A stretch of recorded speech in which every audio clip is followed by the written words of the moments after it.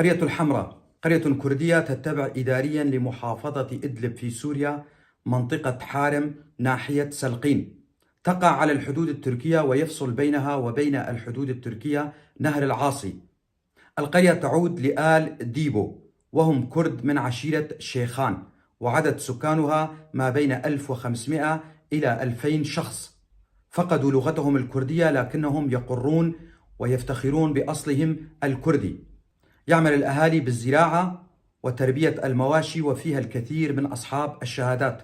وصلتني هذه المعلومات من أحد أبناء المنطقة هناك، وأنا ألقيها بصوتي. أنا علي عبد الله كولو، محام من منطقة درباسية.